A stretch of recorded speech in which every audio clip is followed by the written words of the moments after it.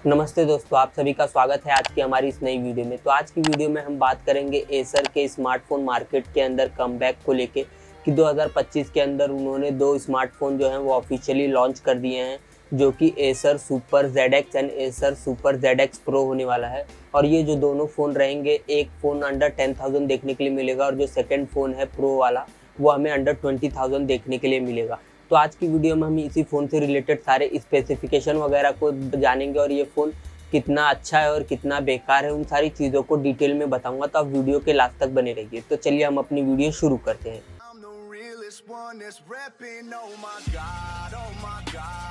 Super ZX and super ZX pro के specification को बताने से पहले मैं आप लोगों को एसर कंपनी के पास्ट को लेके कुछ डिटेल बता देता हूँ। एसर जो है वो 2010 तक अपने लैपटॉप और टैबलेट्स की वजह से इंडियन मार्केट के अंदर फेमस था, बट 2011 के अंदर उन्होंने स्मार्टफोन के अंदर एंट्री ली और 2011 के अंदर उन्होंने अपने liquid E and liquid Z series के अंदर बहुत सारे स्मार्टफोन्स लॉन्च किए। और ये जो फ़ोन्स थे वो उनके बहुत ज़्यादा फेमस तो नहीं हुए, बट ठीक ठाक ही मार्केट के अंदर अपना नाम कमा पाए। और 2014-2015 आते आते इंडियन मार्केट के अंदर चाइनीज़ ब्रांड शाओमी की एंट्री हो चुकी थी, जिसकी वजह से ये जो शाओमी ब्रांड थी वो अदर ब्रांड्स की कंपनी को, जैसे सैमसंग हो गया, मोटरोला हो गया और भी जो अदर ब्रांड्स थे उनको डोमिनेट कर रही थी। और उस फेज़ के अंदर जो एसर था वो कंपनी टिक नहीं पाया, तो 2016 के अंदर एसर ने स्मार्टफोन मार्केट के अंदर से एग्जिट ले लिया। और 2016 के बाद 2025 के अंदर एसर ने स्मार्टफोन मार्केट के अंदर एंट्री ले ली है और उन्होंने दो फ़ोन्स को लॉन्च कर दिया है, Acer super ZX and super ZX pro को लेके। अगर लॉन्च डेट की बात करूं तो ये फ़ोन हमें 15 अप्रैल को इंडियन मार्केट के अंदर ऑफिशियली लॉन्च देखने के लिए मिल गया था और इसकी फर्स्ट सेल डेट हमें 25 अप्रैल को देखने के लिए मिलेगी अमेज़ॉन के ऊपर। अगर मैं बात करूं स्पेसिफिकेशन को लेके इस फ़ोन के, तो super ZX and super ZX pro इन दोनों ही फ़ोन्स के अंदर हमें 6.7 इंचेस की एक फुल HD प्लस डिस्प्ले देखने के लिए मिलती है, जो कि 120 हर्ट्ज के रिफ्रेश रेट को सपोर्ट करेगा। और ब्राइटनेस की बात करूँ तो ब्राइटनेस में भी बहुत ज़्यादा डिफरेंस देखने के लिए नहीं मिलता। ZX के अंदर 800 नीट्स एंड ZX प्रो के अंदर 1000 नीट्स की ब्राइटनेस देखने के लिए मिल जाएगी। तो ये डिस्प्ले की अगर मैं बात करूँ तो डिस्प्ले मुझे सॉलिड ही देखने के लिए मिला ZX के अंदर, बट ZX प्रो के अंदर में भी अच्छा डिस्प्ले पैनल यूज़ किया जा सकता था। बट जो ZX रहने वाला है, जो कि अंडर 10,000 देखने के लिए मिलेगा, उसके अंदर ये जो डिस्प्ले है वो one of the best display रहेगा अगर प्राइस रेंज को ध्यान में रखा जाए तो। अगर मैं बात करूँ प्रोसेसर को लेके इन दोनों फ़ोन्स के, तो ZX फ़ोन के अंदर हमें डायमेंसिटी का 6300 प्रोसेसर देखने के लिए मिलेगा, जो कि अंडर 10,000 आने वाला फर्स्ट ऐसा फ़ोन रहेगा जिसके अंदर हमें ये प्रोसेसर देखने के लिए मिलेगा बेस वेरिएंट के लिए। और ZX प्रो के अंदर हमें डायमेंसिटी का 7300 प्रोसेसर देखने के लिए मिल जाएगा। और इसी के साथ साथ ZX प्रो के अंदर हमें UFS storage 3.1 and LPDDR4X RAM भी देखने के लिए मिलेगा। ZX के रैम एंड स्टोरेज को लेके कोई भी कंफर्मेशन सामने नहीं आई है, तो मे बी इसके अंदर हमें लो वर्जन ही देखने के लिए मिल जाएगा। अगर मैं बात करूँ नेक्स्ट स्पेसिफिकेशन कैमरा को लेके, तो कैमरा इन दोनों फ़ोन्स के अंदर हमें ट्रिपल कैमरा सेटअप देखने के लिए मिलता है। जो ZX है उसके अंदर हमें 64+2+2 देखने के लिए मिलेगा और प्रो वेरिएंट के अंदर हमें 15+5+2 मेगापिक्सल का देखने के लिए मिल जाएगा।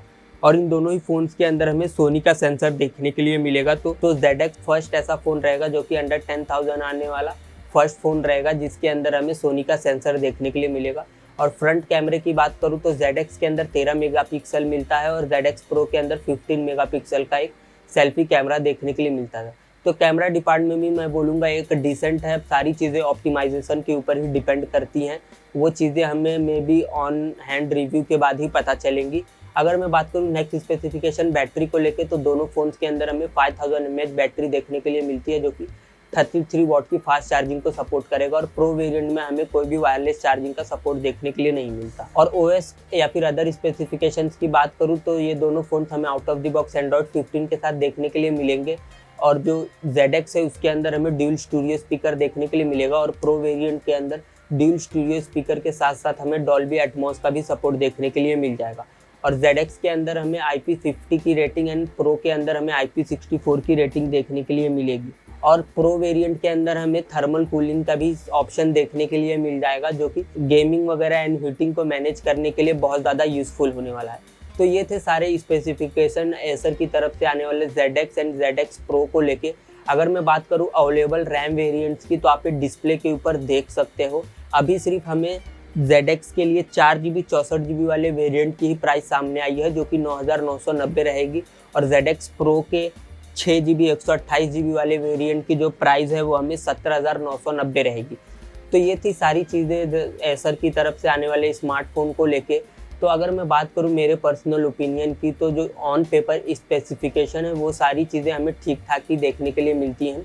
खास करके ZX वाले वेरिएंट के लिए यहाँ पे हमें बहुत सारे स्टोरेज ऑप्शन देखने के लिए मिल जाते हैं, वो अच्छी डिस्प्ले, अच्छे प्रोसेसर के साथ, और सारी चीज़ें हमें ऑप्टिमाइजेशन के ऊपर ही डिपेंड करती हैं और आफ्टर सेल सर्विस के ऊपर भी डिपेंड करती हैं।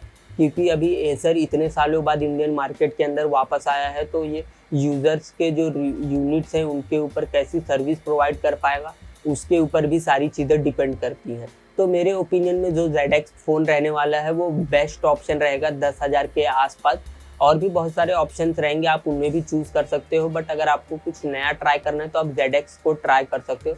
और अगर ZX Pro की मैं बात करूँ तो अंडर 20,000 ये बेस्ट ऑप्शन तो नहीं रहेगा, बट ऑप्शन में से आप इसे भी चूज़ कर सकते हो। बट स्पेसिफिकेशन उतनी ज़्यादा खास देखने के लिए मिली नहीं, तो ये फ़ोन अगर आपको 15,000 की रेंज में देखने के लिए मिले तो आप इस फ़ोन को डेफिनेटली कंसीडर कर लीजिएगा।